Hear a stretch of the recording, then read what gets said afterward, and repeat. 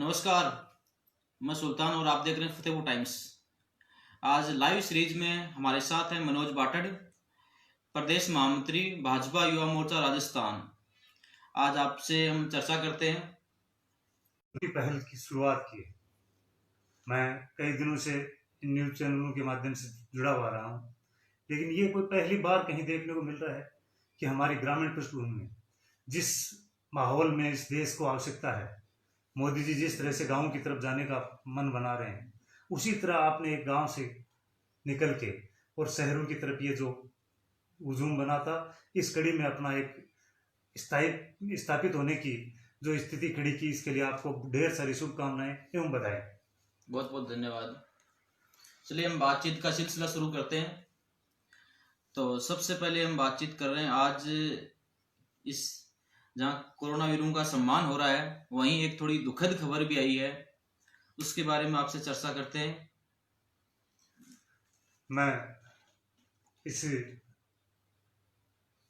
समय जो एक वैश्विक महामारी चल रही है, इसी वैश्विक महामारी के बीच में जो शहीदों को एक सम्मान मिलना चाहिए, उस स्थिति में कल जिस तरह दो आतंकियों को ढेर किया था, आज बड़े दुख के साथ और बड़े क्षोभ के साथ हमें ये कहना पड़ रहा है कि हमारे देश के 5 सैनिक आज शहादत के लिए समर्पित हो गए।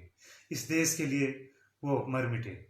जिस तरह से इस देश में आज तक सेना का जज्बा पूरे विश्व में भारत का छाया रहता है, उसी जज्बे के रूप में आज हमारे 5 सैनिकों को श्रद्धांजलि देते हुए मन बड़ा दुखी हो रहा है और भगवान से दुआ करते हैं कि उनके परिवार को इस दुख को सहन करने की शक्ति दें और इस भारत को ऐसा बार बार दुख न जाहिर करना पड़े, ऐसी शक्ति और सामर्थ्य प्रदान करें जिससे हर बार कहीं न कहीं इन आतंकियों का सफाया करने में ये भारत देश सफलता की ओर अग्रसर हो।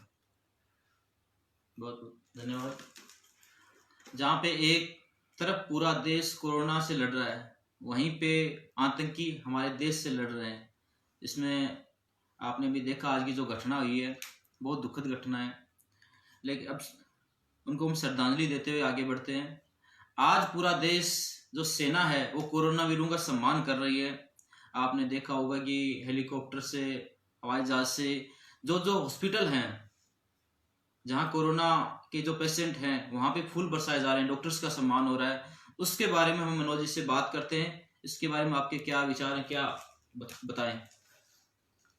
इस शहादत के बीच में हमें बड़ी खुशी महसूस होती है कि देश के सैनिक जो जज्बा सीमा पे दिखाते हैं, वही जज्बा और वही जुनून इस देश के कोरोना वायरस को दिखा रहे हैं।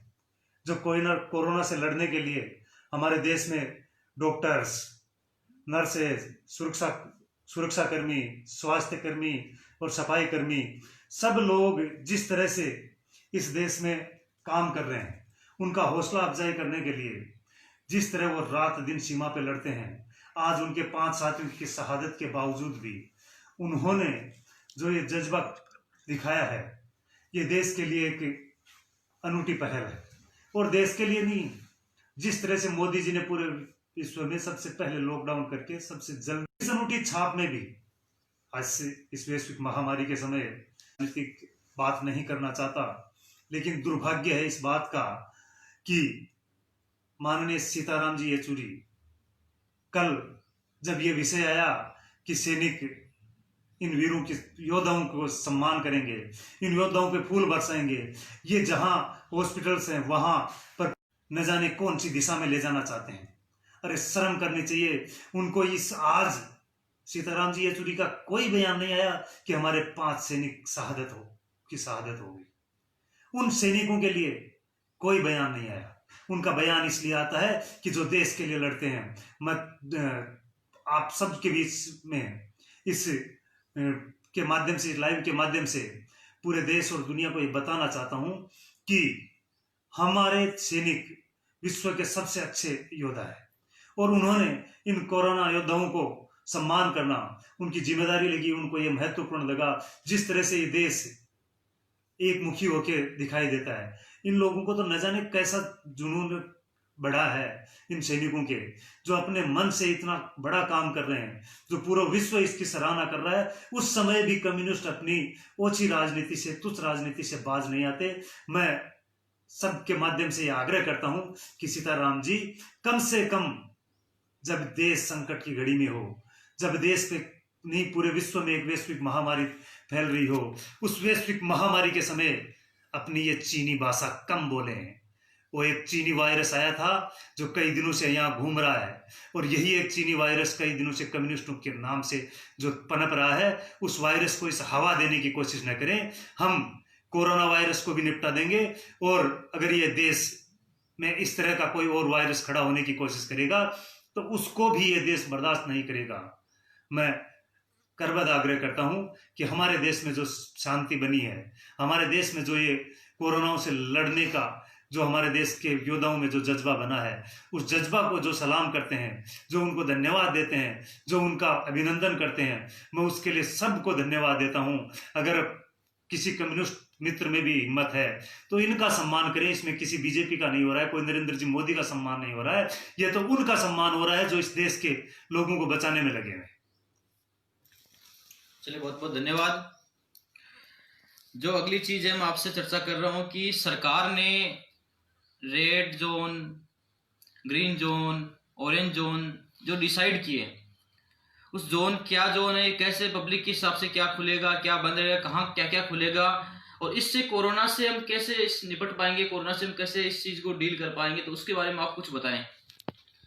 मैं सुल्तान जी आपके माध्यम से ये बता देना चाहता हूँ कि हमारी सरकार ने red zone, green zone, orange zone तय किए हैं। ये बड़ी खुशी की बात है, उनकी व्यवस्थाएं हैं, उन्होंने ये चयन किया है। लेकिन इस चयन के बावजूद भी मैं आपको बता देता हूं कि यहाँ लोगों के दिमाग में कोई भ्रम न पैदा हो। इस चयन के बावजूद भी कल के आंकड़े देखें तो आज तक के हिंदुस्तान के जितने भी आंकड़े रहे उनमें सबसे ज्यादा आंकड़े हैं, लगभग 2500 कोरोना पॉजिटिव पाए गए। आज के दिन 40,000 कोरोना पॉजिटिव है। हाँ, हमारे लिए खुशी की बात यह है कि उसमें से 11,000 का इलाज हो गया, वो इलाज होके अपने घर जा रहे हैं। अभी भी 29,000 इस देश में कोरोना पॉजिटिव। बड़े दुख के साथ कहना पड़ता है कि इस कोरोना से हमारे 1301 भारतीय नागरिक हम सबको छोड़ के चले गए। हमें ये जो दर्द है, वो दर्द इन जोन से ठीक होने वाला नहीं है। ये हम घर पे रहेंगे, हम अपनी तरह सोशल डिस्टेंसिंग बनाए रखेंगे, हमें एक दूसरे का स्वयं का ध्यान रखना है और साथी का भी ध्यान रखना है। ये सब हम जिम्मेदारी बनाए रखेंगे। कहाँ भाग के जा रहा है, कहाँ दौड़ रहे हैं, हम किस दिशा में अपनी मेहनत कर रहे हैं। इसलिए मैं सुल्तान जी आपके माध्यम से बता देना चाहता हूं, इन जोन के झंझट में न घुस के हमें जब तक इस कोरोना से हम शुद्ध रूप से लड़ाई करके और इसको इस भारत से निजात नहीं दिला दें, तब तक हमें होम स्टे करना चाहिए, हमें घर पे रहना चाहिए और बाहर नहीं निकलना चाहिए। जी, बहुत बहुत धन्यवाद। अभी आपने जो चर्चा सुनी है ये जोन के बारे में, क्योंकि कोरोना जब पहला, आप इतना सोचिए जब पहला मामला आया था, 1 मामले 2 मामले, तो हम कितना भयभीत थे, और कल जो मामले आए हैं वो 2500 मामले, हमें कुछ नहीं लग रहा। अच्छा, आंकड़े क्या है, 2400 कुछ है क्या, कोई बात नहीं, आंकड़े हैं। हम इस चक्र में न पड़े, क्योंकि स्थिति ज्यादा गंभीर होने वाली है। तो आप बिल्कुल भी चीजों को लाइट न लें। सबसे ज्यादा ध्यान रखने की जो जरूरत है वो इसी वक्त है, क्योंकि सरकार ने तो व्यापार जो सिस्टम खोलने का निर्देश दे दिया। अब आपको तय करना है कि आपको कोरोना से बचना है या संक्रमित होना है, तो अब निर्णय आपका है। सरकार ने आपको बता दिया सोशल डिस्टेंसिंग करो, सरकार ने आपको बता दिया क्या करना है क्या नहीं करना। अब निर्णय आपके पास है, आप जागरूक इतने हैं कि कैसे इस चीज को निपटेंगे, वो आपको निर्णय करना है। चलिए आगे बढ़ते हैं। मनोज जी, आप लक्ष्मणगढ़ के एक जनप्रतिनिधि भी हैं, भाजपा में अच्छा अपना कद भी रखते हैं, और प्रदेश के जो युवा मोर्चा महामंत्री भी हैं, और आपकी माताजी जो बाटनाऊ पंचायत की सरपंच भी हैं। आपने इस कोरोना महामारी में आपने क्या किया? आपके जो माताजी ने एज ए सरपंच होने के नाते आपने पंचायत के लिए क्या क्या कार्य किए, उसके बारे में कुछ। पंचायत का काम मिला, उस समय की स्थिति हम उनमें से नहीं है कि बजट नहीं है, ऐसी व्यवस्थाओं में नहीं रहते। ठीक है, उससे भी आगे की बात है कि यहाँ कई लोगों की नेगेटिव मनस्थिति होती है, राजनीति नहीं करनी चाहिए, लेकिन हर जगह उनको राजनीति समझ में आती है। आज भी उनको ये मन करता है कि बाटनाव पंचायत में किसी भी तरह से कोई भी स्थिति बने, उसके बावजूद यहाँ ग्राम सेवक नहीं लगा है। अच्छी बात है, लेकिन ये मैं दर्द जाया नहीं कर रहा। उसके बावजूद भी हमने सैनिटाइज पूरे गांव को 3-3 बार सैनिटाइज किया है, और वो भी हम अपने साधन से, अपने संसाधनों से, और हमने अपने हिसाब से व्यवस्था की। आज तक पूरा देश बोल रहा है कि हर पंचायत में ये भेज दिया, ये कर दिया। हाँ, सरकार ने भेजा है, लेकिन उसका उपयोग नहीं करने दे रहे। सैनिटाइज पंचायत समिति के माध्यम से आता है, लेकिन अभी तक हमारे पास सैनिटाइज नहीं आया। उसके बावजूद हमने 3-3 बार सैनिटाइज किया है। हमने हमारे व्यवस्था की है। अभी केंद्र से खाद्य सामग्री खूब आ रही है, उसके बावजूद भी हमारे पंचायत में एक हिस्से की भी खाद्य सामग्री नहीं है। किसी एक व्यक्ति को भी ये खाद्य सामग्री दे दें तो उसका दर्द नहीं। लेकिन हम इस चीज में विश्वास नहीं करते हैं, हम क्रम में विश्वास करते हैं। गांव के पंचायत के लोगों से आग्रह किया, सब लोगों से निवेदन किया, तो सब लोगों ने दिल खोल के हमारा सहयोग किया। और आज हमने एक नेकी की दुकान के नाम से हम सरपंच माता श्री बाली देवी जी के नेतृत्व में एक दुकान खोली, जिसमें नेकी का दुकान का नाम देके, और हमने उस काम को शुरू किया। अब उस नेकी की दुकान में जो स्थिति खड़ी हुई कि गांव के लोग इतना आगे बढ़ के सहयोग करने लगे कि हम आपके माध्यम से ईमानदारी से बता रहे हैं कि हमने 217 लोगों को 3-3 बार उनको खाद्य सामग्री उपलब्ध करवाई है। उसमें मैं आपको बता देना चाहता हूँ कि 10 से 12 किलो के आसपास हर किट में क्या होता है, 10 से 12 किलो के आसपास आटा होता है, 5-7 किलो प्याज होते हैं, पाव मिर्ची, पाव धना, पाव हल्दी, आधे किलो तेल और 1 किलो नमक। ऐसा करके हमने एक किट बनाया, और वो किट हम 3-3 बार 217 लोगों के आसपास, 200 पहली बार 10 थे, दूसरी बार 17 थे, तीसरी बार 201 हुए, वो अलग बात है, लेकिन लगभग 217 लोगों को हमने वो किट उपलब्ध करवाए। और करवा के रुके नहीं, हम अभी भी करवा रहे हैं। और ये आग्रह, ये निवेदन हम एसडीएम साहब के माध्यम से और वीडियो साहब के माध्यम से हमने ऊपर भी रखा है, लेकिन उसका कोई फर्क नहीं पड़ता। हम आज भी हर व्यक्ति को, मैं आपको भी पंचायत के प्रतिनिधि होने के नाते बताता हूँ कि हमारे यहाँ ऐसा दुर्व्यवहार होता है कि आज की ताजा की अपडेट देता हूं मैं। हमारे यहाँ 2 व्यक्ति सूरत से आए, उनके बारे में माननीय जिनको प्रभारी बना रखा है भीम सिंह जी मीणा, और भी सरकार ने कोई व्यवस्था तय कर रखी है, उनको कोई पता नहीं है, कोई लेना देना नहीं है। मैं अभी उनके घर जाके आया, अब मैं उनको क्वारंटाइन करूं, ये स्थिति तो क्या प्रभारी महोदय ने आदेशित कर रखा है कि कोई हमारे स्कूल में नहीं घुसेंगे, वो उनका मर्जी है। लेकिन मैं उनके घर जाके आया हूँ, उनको अलग रूम में सेट करके आया हूँ, उनके परिवार के लोगों से आग्रह करके आया हूँ कि इनको 2 दिन तक अलग रूम में ही रखना है। और ये भी चेक करके आया हूँ कि उनकी मेडिकल जांच हुई है कि नहीं हुई, उनके हाथ पे सील लगी हुई है वहां से आने के लिए। तो ये सब बातें हैं, लेकिन ये काम हम अपने बेस पे कर रहे हैं। यहाँ राजनीतिक भाव, मैं तो वो शख्सियत हूँ जो सबसे पहले, शायद किसी कांग्रेसी ने धन्यवाद नहीं दिया होगा, मैंने उस समय मेरी फेसबुक लाइव के माध्यम से माननीय गहलोत साहब को धन्यवाद दिया था कि पूरे देश में सबसे पहला लॉकडाउन करने वाला राजस्थान स्टेट निकला, इसके लिए बहुत बहुत धन्यवाद। लेकिन लोगों को न जाने क्यों सच्चाई स्वीकार करने में दर्द होता है, ये दुराभाव जो चलता है, ये अच्छा नहीं है। चलिए, बहुत बहुत धन्यवाद। लेकिन मनोज जी, एक कुछ दिन पहले हमने पेपर में पढ़ा था, काफी उस मामला तूल भी पकड़ा था, पेपर में आया था, कई लोगों ने, आपके पूरे ग्रुप ने मुंडन करवाया और विरोध दर्ज करवाया था कि सरकार प्रशासन जो है वो आपके साथ भेदभाव कर रहा पंचायत के साथ। ऐसा क्या मामला था कि इतना बड़ा वो तूल पकड़ गया था? कुछ उस मामले के बारे में बताएं। देखो सुल्तान जी, क्या ये पंचायत का व्यक्तिगत विषय है, लेकिन आपने चलो खोल ही दिया तो मैं विषय रख देता हूँ। विषय ये था कि आपकी भी जानकारी में है, आपके भी बगल में ही है, थोड़ा सा पड़ोस में जाए तो भांगीवाद गांव है। जिस समय की यह घटना है उससे जस्ट 5 दिन पहले भांगीवाद में एक मातृशक्ति कोरोना पॉजिटिव पाई गई। और नहीं कोरोना पॉजिटिव नहीं, कोरोना संदिग्ध पाई गई। मेरे लफ्ज वापस लेता हूँ, वो तो जांच के बाद पता चलता है वो पॉजिटिव है नेगेटिव है, वो तो वहां पता चलेगा, यहाँ नहीं चलेगा। तो वो संदिग्ध पाए जाने के जस्ट बाद चूरू प्रशासन को मैं धन्यवाद देता हूँ कि उन्होंने लगभग 30-35 गाँवों को बिल्कुल सील किया था। उस गांव में जस्ट ये जानकारी मिलते ही उसके 2 घंटे बाद इतने उसको ब्लॉक कर दिया था कि यूं लगता है जैसे न जाने क्या हो गया। ये यहाँ से मात्र 15-16 किलोमीटर का अंतर होने के कारण जिला अलग लगता है, लेकिन हम चूरू जिले के सीमा पे होने के कारण हर चीज से जुड़े हुए होने के लिए हमें ये लगा कि वास्तव में न जाने क्या हो गया। यानी मेरे गांव की सीमा भी सील थी, तो मुझे पता लगा कि कोरोना संदिग्ध क्या होता है। उसके 5 दिन बाद जब मेरे गांव में एक व्यक्ति मुझे चल के फोन करता है, किसी दूसरे की मैं बात नहीं करता, वो 2 दिन से फोन करता है। पहले दिन फोन करता है, मैं किसी साधन से उसको स्पीकर दिखाता हूँ, स्पीकर से वापस आ जाता है, उसको ठीक डॉक्टरों ने ठीक बताया, वो वापस आ गया।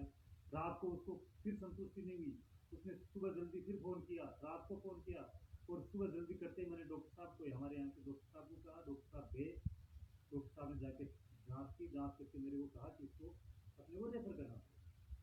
अब रेफर करना पड़ेगा इसका मतलब डॉक्टर साहब की समझ में नहीं आया क्या मामला हुआ। उन्होंने लक्ष्मण रेफर कर दिया, लक्ष्मण के डॉक्टरों ने उनको सीकर रेफर कर दिया, और सीकर रेफर करते ही उस बंदे ने राह में से मुझे फोन किया कि बेटा मुझे लगता है कि मेरे गड़बड़ होगी, इसलिए आप मेरे घर परिवार के लोगों को ठीक करवाने की कोशिश की। मैंने एसडीएम साहब से बात की, वीडियो साहब से बात की, और सब लोगों ने कहा कि ठीक है देख लेंगे देख लेंगे।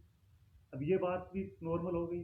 रात को हमें इतना ही पता था, सुबह माननीय पत्रिका और भास्कर, जिनको मैं प्रतिष्ठित अखबार समझता हूँ और मानता हूँ, शायद सब लोग ही मानते होंगे, उन दोनों पेपरों में बड़ी बड़ी हेडिंग में आया कि बाट 9 में कोरोना संदिग्ध पाया।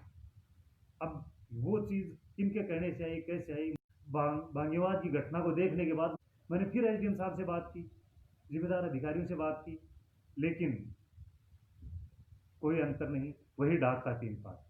ये जब ये बात हुई, जब ये पेपर में पढ़ी, तो गांव के जिम्मेदार लोग मेरे पास आने लगे, ये अच्छा नहीं हो रहा, ये अच्छा नहीं हो रहा। 1-2 लोगों ने अपने हिसाब से भी ऊपर बात की होगी। रिजल्ट जब 0 आया तो सब लोगों ने बैठ के, मैंने नहीं तय किया, सब लोगों ने बैठ के तय किया कि हम मुंडन करके और विरोध करेंगे।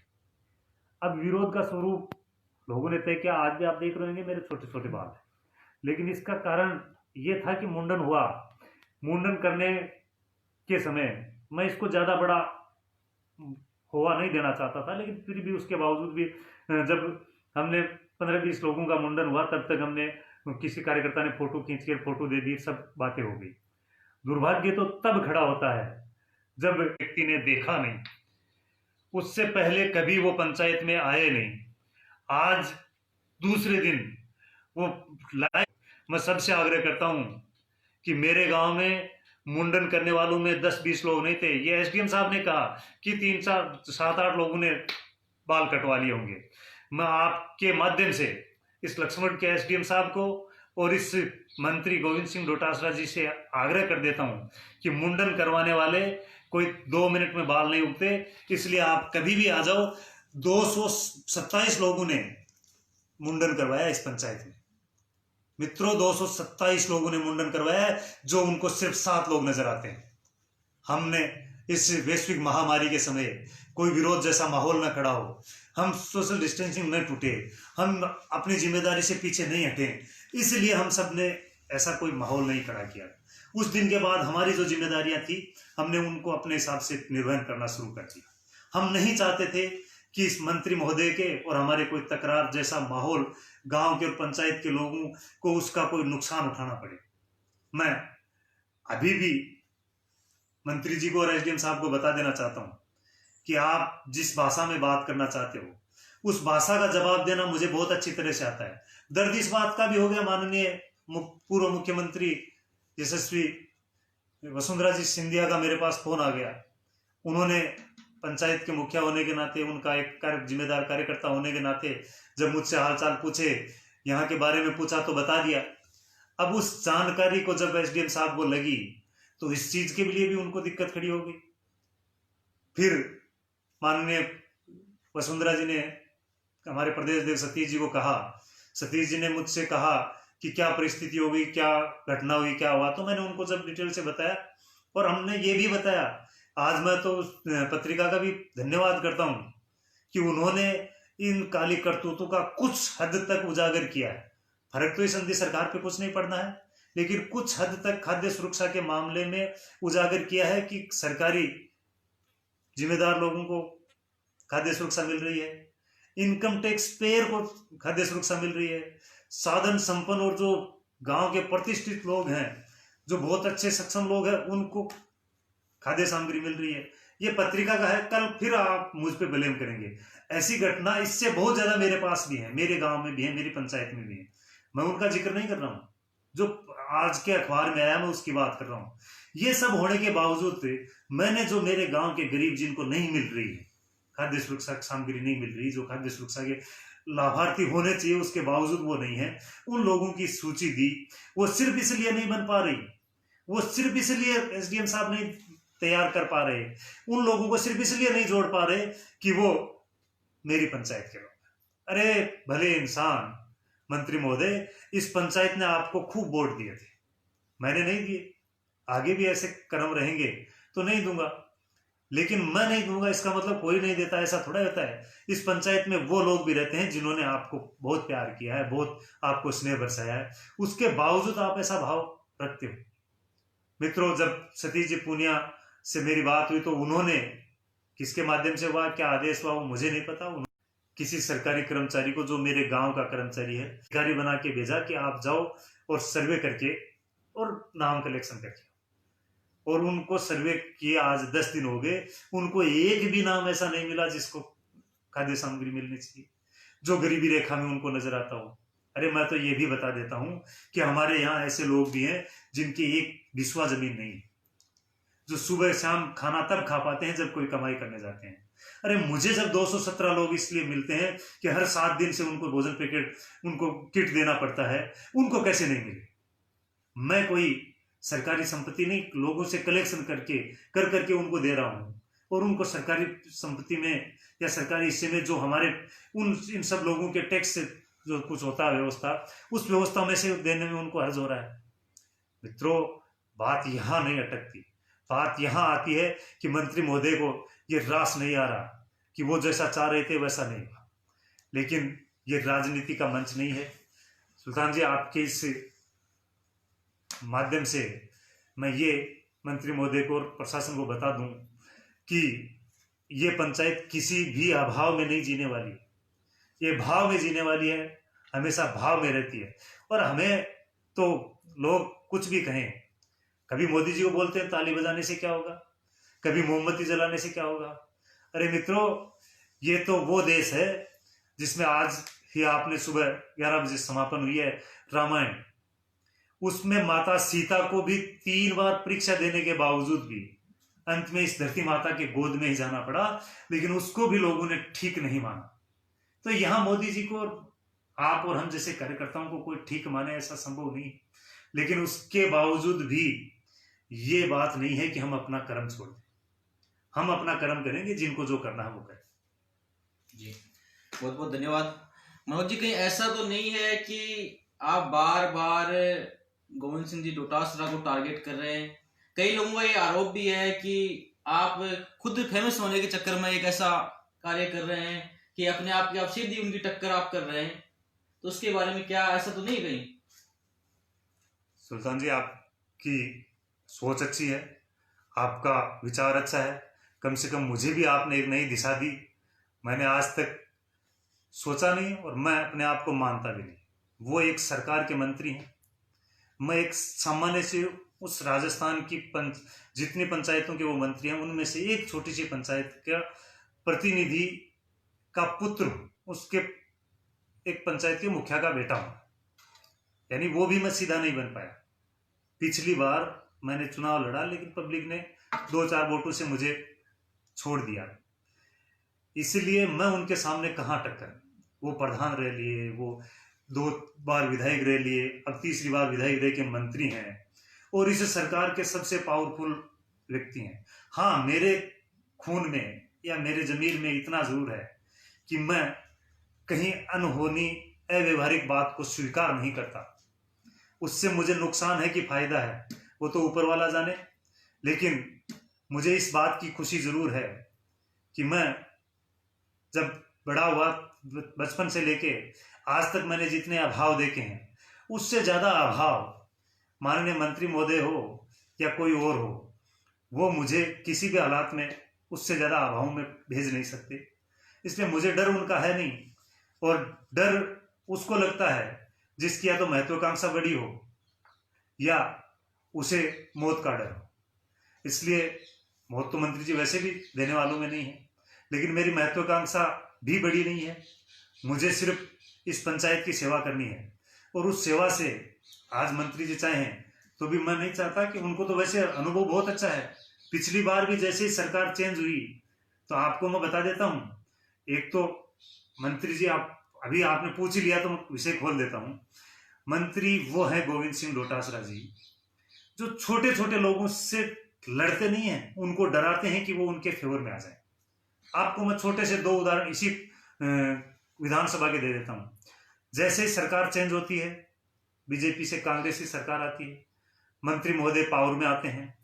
पावर में आते ही एक बठोट पंचायत है, उसके सरपंच को निलंबित करवाते हैं।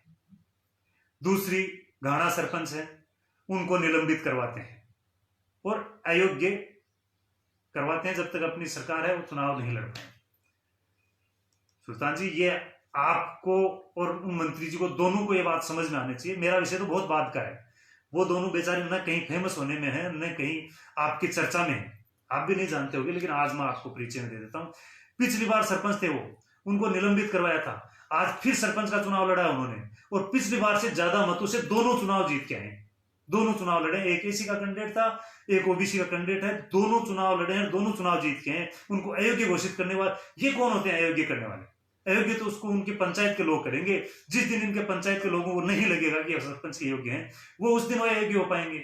उन्होंने पंचायत के किसी व्यक्ति के लिए नियमों से बाहर जाके या उनके लिए सर्वस्व न्यौछावर करके काम किया, उस काम में उन्होंने न जाने कैसे गोल मचोल मचा के वो बेचारों को निलंबित कर दिया। ये उनके शर्म की बात है। और दुर्भाग्य तो यहां तक आता है कि वो एक छोटे से छोटे चुनाव में लोगों को ये धमकियां देते हैं कि तेरा ट्रांसफर कहां से कहां हो जाएगा।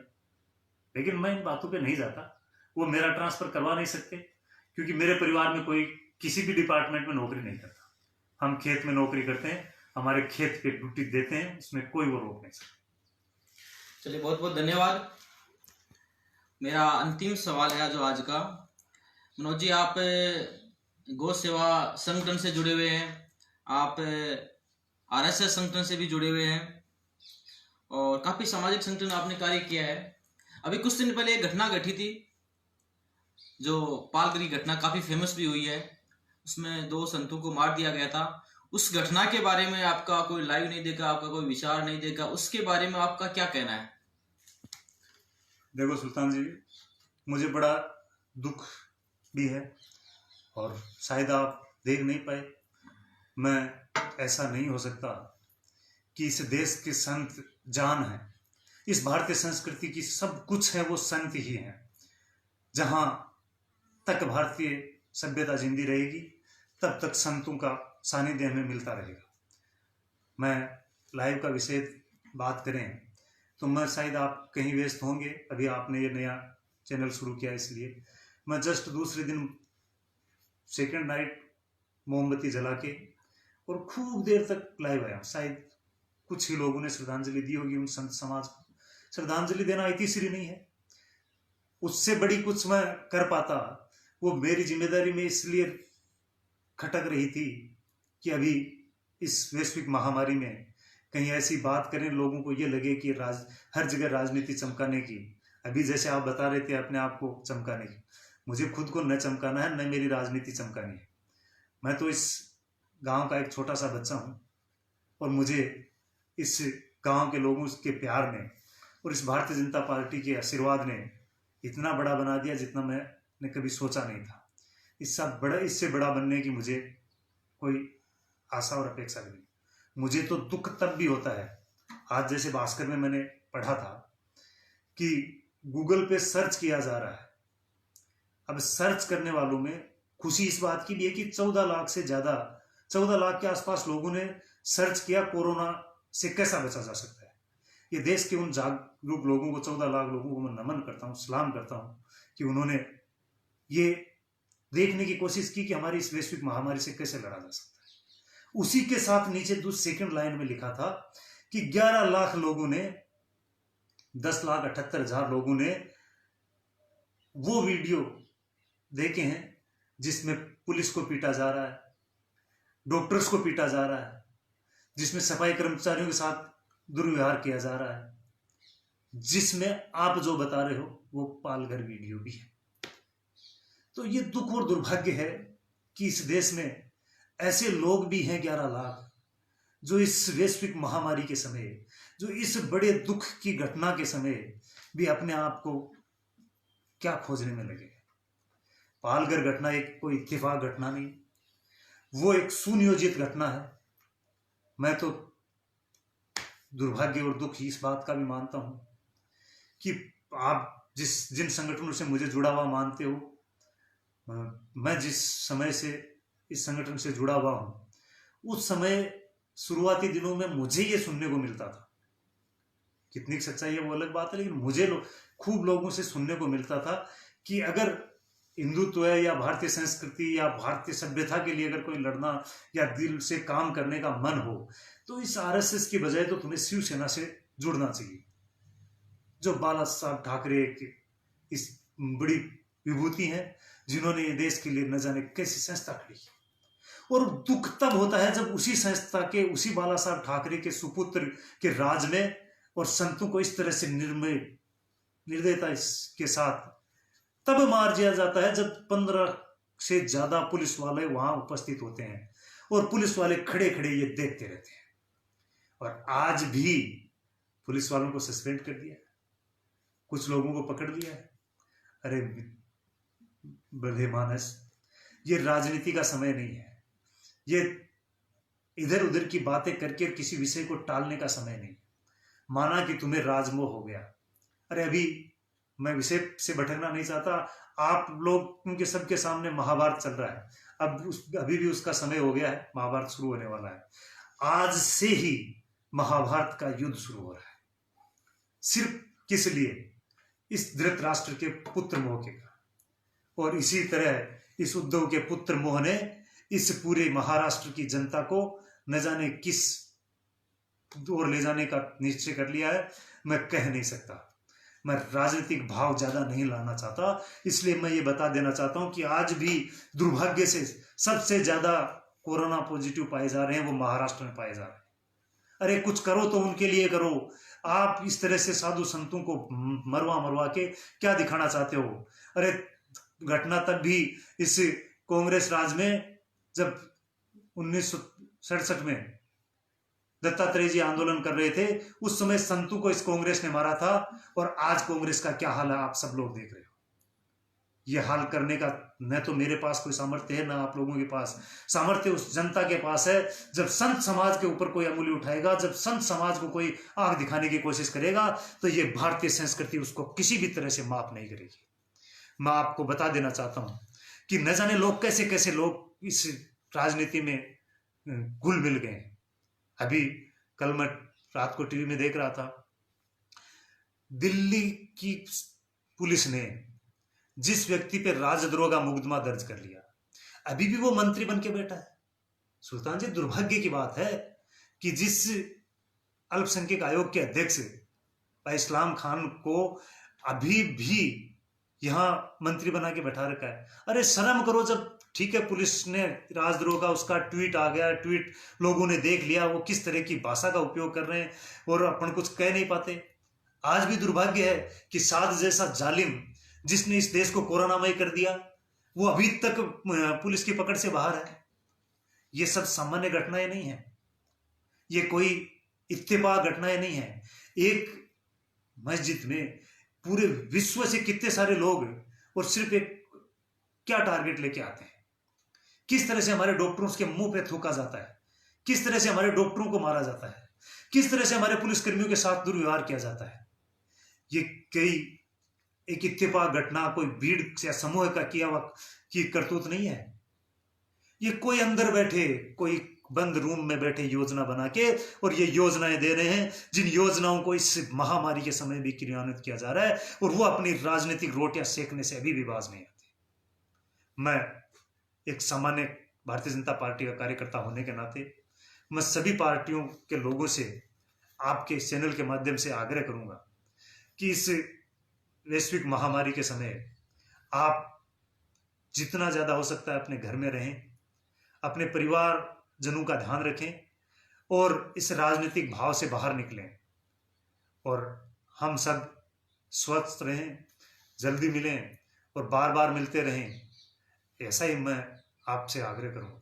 आपके चैनल के माध्यम से सब लोगों को इतना जरूर बताऊंगा कि इस मेरे भाई सुल्तान जी ने जो एक अनूठी पहल की है, इस पहल में हम सबको इनके हिस्सेदार बनना चाहिए, और हिस्सेदार बन के एक गांव ढाणी से निकल रहे इस साथी को हम सबको सहयोग करके, और इस चैनल के माध्यम से आप भी, मैं आपसे आग्रह करूंगा कि आप किसी राजनीतिक भाव से बिना जुड़े, आप निष्पक्ष भाव से इस चैनल में जो जिसकी सच्चाई हो वो जरूर उगलें। कल को मैं आज जो कह रहा हूं इसके विपरीत आपको मेरे बारे में भी कुछ मिलता है, तो आपके इस चैनल के माध्यम से लाइव आके जो मैं आज कह रहा हूं उसका आप प्रत्युत्तर भी दें, इन्हीं भावों के साथ। मनोज जी बहुत बहुत धन्यवाद। तो आज लाइव में हमारे साथ थे मनोज जी बाटड़। बहुत सारे विषय पे हमने चर्चा की, हमने जो सवाल किए उन्होंने जवाब दिए। लाइव है, इतना बहुत सारा हम लंबा नहीं खींच सकते, बहुत सारे सवाल भी मेरे पास आ रहे हैं व्हाट्सएप पे, लेकिन नेक्स्ट टाइम जब भी होगा हम करेंगे। और रही बात पक्ष विपक्ष की, मैं जैसे आज आपने बिल्कुल सही बात बोल दी, वरना ये मैं बोलने वाला था कि आप भी एक सरपंच प्रतिनिधि है, अगर आपके साथ भी कुछ ऐसा होता है, कुछ भी आप करते हैं, तो इसी चैनल के माध्यम से हो सकता है कि हमें भी वो खबर उठानी पड़ जाए। तो दर्शकों, आपने देखा और सुना, इन सब के लिए आपको बहुत बहुत धन्यवाद। इस कोरोना महामारी में घर पे रहिए, सेफ रहिए। मनोज जी मैं थोड़े पड़ोसी हैं, तो मैं बैंक में आया था, कर लेते, वरना जितने भी हम लाइव कर रहे हैं, सारे कर रहे हैं, वो घर से ही कर रहे हैं टेक्नोलॉजी के माध्यम से। इसके लिए आप सबका बहुत बहुत धन्यवाद, बहुत बहुत धन्यवाद।